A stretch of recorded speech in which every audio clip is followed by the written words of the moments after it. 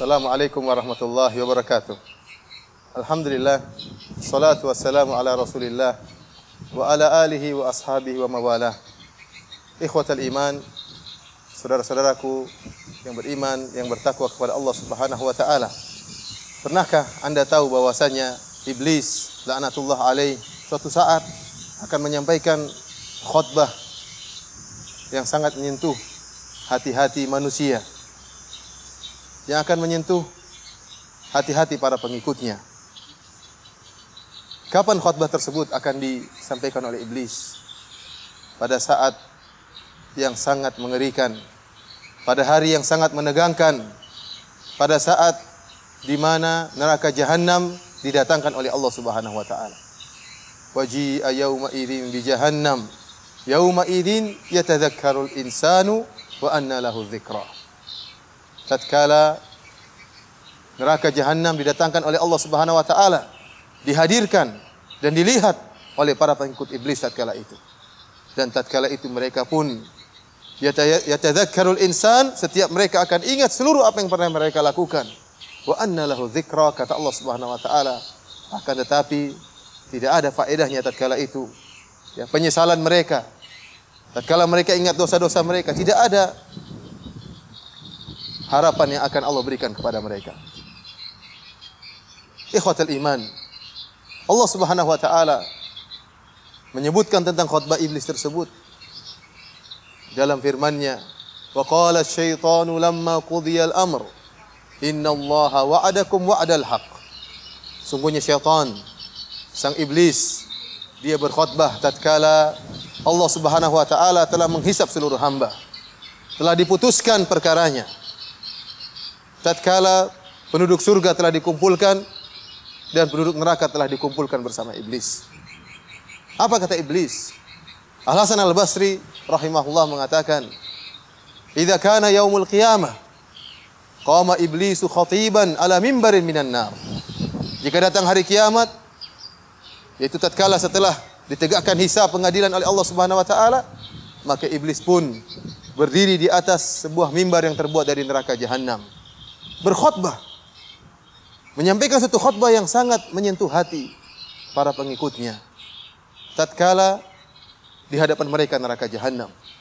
Apa kata iblis? Innallaha wa'adakum wa'dal haqq. Sungguhnya Allah telah menjanjikan kepada kalian janji yang benar. Wa wa'adtukum fa akhlaftukum.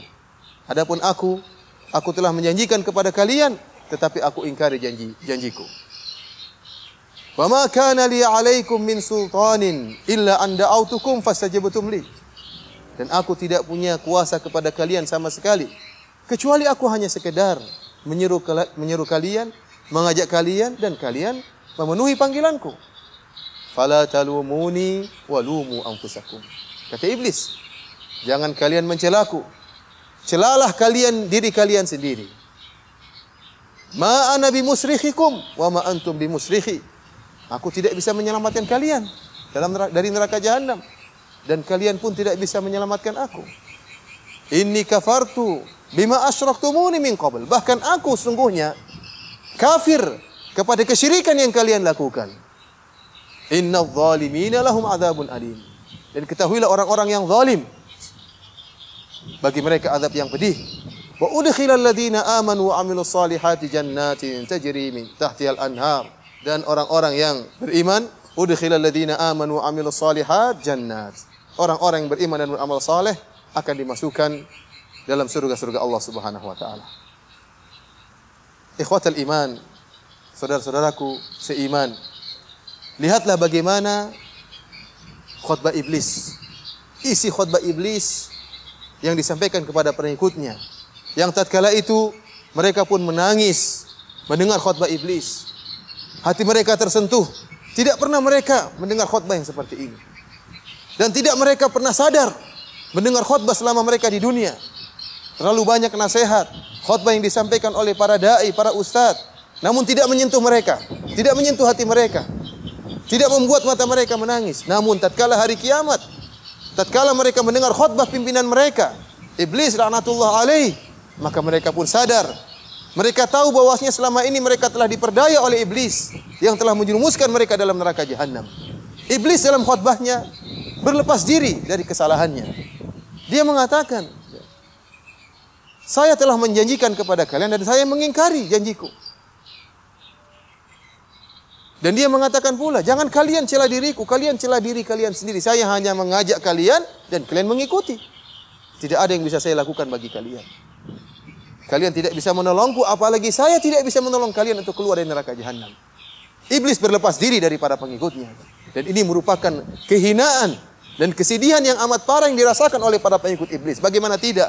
Pimpinan mereka yang mereka harapkan akan menolong mereka, ternyata berlepas diri. Dan ternyata ikut diazab oleh Allah Subhanahu wa taala. Dan ini diungkapkan kapan? Tatkala neraka jahanam di hadapan mereka. Maut, siksaan, nyalan api neraka nampak di hadapan mereka.